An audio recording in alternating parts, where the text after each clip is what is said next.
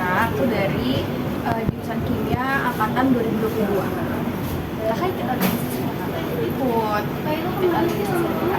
organisasinya aku ada SPE atau Society of Petroleum Engineer sebagai ambasador, ada juga UI Body Club sebagai part of event.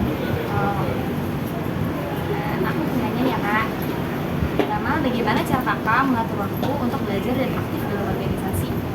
Cara ngatur waktunya itu adalah fokus sama apa yang lagi dilakuin sekarang. Kalau misalkan lagi di kelas, berarti fokus sama apa yang dipelajari di kelas, bukan di kelas tapi otaknya malah mikirin organisasi. Karena kalau kayak gitu malah organisasinya nggak dapat, tapi kuliahnya juga nggak dapat, kan sayang ya, jadinya nggak dapat dua-duanya. Jadi kalau menurut aku harus fokus sama apa yang lagi dilakuin sekarang.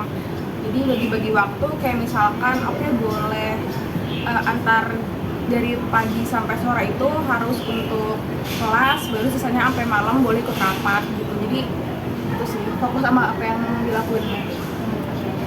Kedua, menurut kakak seberapa luas jangkauan peluang kerja dari jurusan kimia? Kalau jurusan kimia menurut aku masih termasuk luas ya, dan itu kan sangat keahlian. Kalau keahlian itu kan artinya kita nggak bisa digantiin sama jurusan lain, nggak yang umum kayak manajerial gitu. Jadi apalagi setiap industri pasti butuh kan untuk bagian QC, QA dan juga R&D-nya. Jadi menurut aku masih luas kok. Ya, apa yang memotivasi kakak untuk memilih jurusan kimia? Kalau aku milih jurusan kimia sebenarnya karena itu aku tuh mencari jurusan yang keahlian yang nggak bisa tergantikan sama jurusan lain. Jadi saingannya itu nggak tumpang tindih gitu. Itu sih, karena aku mencari yang keahlian. Dan selanjutnya, apa tantangan terbesar yang kakak hadapi selama kuliah dan bagaimana kakak mengatasinya? Kalau tantangan, karena kimia itu kan kita materi banyak tapi praktikum banyak juga ya. Jadi tantangan itu adalah antara materi kelas dan juga praktikum. Kalau aku caranya ya itu sih emang harus akan mengurangi waktu tidur, cuma yang penting selesai semua dan dilakuinnya itu sesuai sama tingkat prioritas tugas mana yang terdekat, berarti itu dikerjain duluan. Yang terakhir, bagaimana kakak mempersiapkan diri untuk ujian atau tugas besar?